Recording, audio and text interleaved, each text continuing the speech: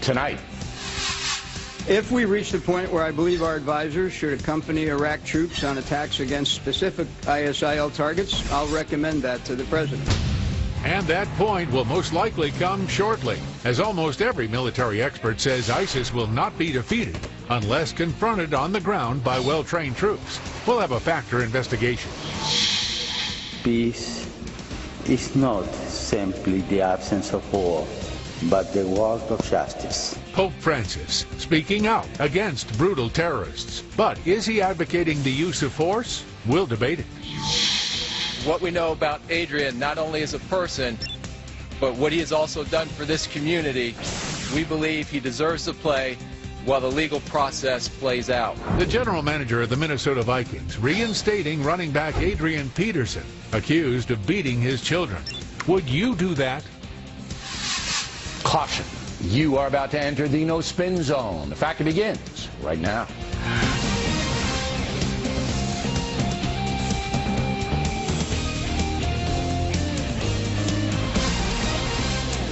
Hi, I'm Bill O'Reilly. Thanks for watching us tonight. Fighting and defeating ISIS Part 2. That is the subject of this evening's Talking Points memo. As we reported last night, President Obama's strategy of arming disorganized Syrians to defeat a well-trained terror army will never work. The President knows that, but he's afraid to tell the American people the truth. Sooner or later, U.S. ground forces will have to engage ISIS. It's already happening. There are now close to 2,000 U.S. troops on the ground in Iraq, providing support for the Kurds and those few Iraqi army units that will actually fight. Believe me, our special forces are armed and dangerous. And if they see an ISIS terrorist, a guy with a black mask, they're going to take him out. Now, we also told you last night that this coalition counter-terrorism strategy is designed to tamp down public opinion, because Iraq and Afghanistan have been so painful for Americans. There's little public will to once again deploy American troops in chaotic nations. Everybody knows that. But again, it's going to happen. It's just a matter of when. Our military advisors will help the Iraqis conduct campaign planning, arrange for enabler and logistics support, and coordinate our coalition activities. If we reach the point where I believe our advisors should accompany Iraq troops on attacks against specific ISIL targets, I'll recommend that to the President. There you go. The U.S. and its allies will try to degrade ISIS from the air, but eventually there will be some ground action. The big picture here is that the Islamic Jihad is growing in strength. Some people believe by ignoring that, it'll go away. Does that make any sense to you? The more weakness America shows, the worse terrorism will become. As I said before, we're living in a very dangerous world, and many jihadists are maniacs. They'll do anything. Kill children? No problem. Enslave women? All day long. Behead innocent people on camera? They like it. When you have that kind of a scenario, there's no negotiating. There's only confrontation. The quicker President Obama and the American people come to understand that, the quicker the jihad will actually be downgraded. Again, we need a declaration of war by Congress, and we need President Obama and the Pentagon to develop a smart, tough strategy against these animals. And that's the memo. Now for the top story reaction, joining us from Brunswick, Maine, Colonel David Hunt, Fox News military analyst. And here in the studio, Lieutenant Colonel Tony Shaffer, author of the new novel, The Last Line, which is about fighting terrorism. So Colonel Shaffer, I'm putting you in charge tonight. Now, you're a Dempsey, and President Obama will do whatever you say. How would you defeat these people? Clarity, immediate action, and organizing what exists now to be effective. We have effective forces, Bill, who want to fight. The Egyptians, the Jordanians, and all these other elements that are ready to go. We've invested in these folks for decades. And why on earth would you want to invest in a group of rabble, militia, who you can't control ultimately? 5,000 over a year to take on a 31,000 man force. That's a pipe dream. But I don't think Egypt's going to send troops into Syria to hunt down ISIS. Do you? Do you really think that? Yes, I think if you approach it the right way, you've got to do the NATO thing. NATO helped bring Europe into the 21st century in many ways. So what you need to do is organize those people, incentivize the relationships, and lead them. Trust me, Bill. President Sisi was trained by the Army War College. He understands what's at stake here. But he putting his neck on the line to fight other Muslims. I mean, look, if that could happen, that would be great. I'm just not seeing it as a real possibility. Colonel Hunt, you're in charge. What say you? Yeah, a couple of things. You've got to seal that.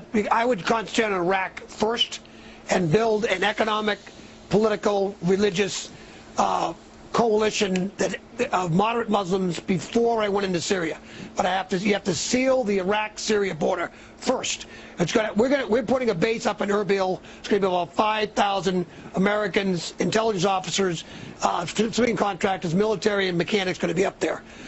So get that border sealed, kill all the ones you can. Well, who seals the border? Who seals the border? Before you go into Syria, but who seals the border, Colonel?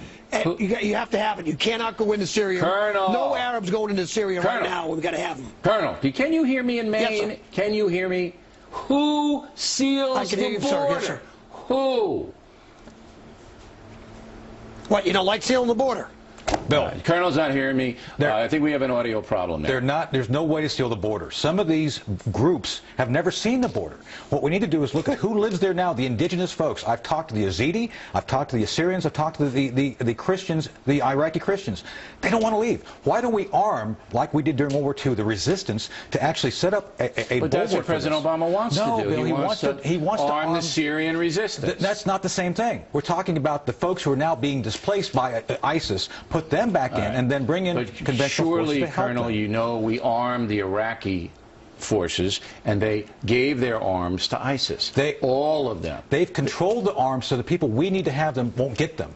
The Kurds have to beg for the Iraqis to give the weapons, and the people. So you say the surrogate armies should be the Kurds? Yes. And who else? The Yazidis want to be armed. The Assyrians, the Iraqi Christians. There's groups up there. No, it doesn't. It takes less time to arm them than the people we're trying to arm these militias. So you're both saying surrogate people have to be used. All right? Yes. Boy, you know, I don't think this ISIS group is going to go down with surrogates. I just don't. I think you're going to have some U.S. troops guiding them in. Like we did in Afghanistan with the Northern Alliance. I'm not saying we shouldn't be there. We have to be very effective and concise and then use them as our proxies. And then, Bill, I do believe we have to bring conventional Iraq forces. is fine, but Syria is going to be a bridge too far right now. No, we have to look at that as long-term. You can't be, what General Dempsey said, defer the concept to the future. We need to start dealing with it now to solve it in the future. If we ignore this right now, Bill, we will continue to see chaos. Right now, the President's plan only adds chaos to the environment. Nobody I know buys the Syrian deal at all. All right, now, Colonel, I hope the audio is good up there and that you can hear me. I need specifics here. You're in charge. You say seal the border between Iraq and Syria so ISIS can't get in or out. Okay, I'm fine. Who does that? Right now, you've got some Iraqi military. We need some leadership. You've got Peshmerga, and you've got advisors, U.S. advisors, and you've got air. We can cause a lot of damage at that border. Before you go into Syria, you've got to have a coalition. And we don't have it yet. The Free Syrian Army does not exist. So there's going to have to be other forces, and they're going to have some advisors with U.S., but do not hit Syria yet. Handle Iraq first and develop this coalition, which is not a military action bill alone. Here's what I've learned from this discussion, because both of you guys are smart guys with a lot of experience, okay? This is one hell of a mess, all right? And even the finest minds are grasping for how to get these guys. And I would send in assassination teams. That's what I would do. I would use, though, the surrogates. Yes, sir. But their orders would be, you kill every single ISIS person you can. So that's it. Absolutely. And you create terror among the terrorists. And the political leaders and the religious leaders. Anybody associated with it. Heart of darkness. Anybody associated. Any money men, anybody who funds it, you create terror within the terror. To do that, you have to declare war. Gentlemen, thank you. Next on a rundown, even Pope Francis is saying that ISIS must be stopped, but is using violence the Christian way. We'll debate it. And later, Charles Krauthammer on American Hearts and Minds, how to win them over to the brutal fight against terrorism. Factors coming right back.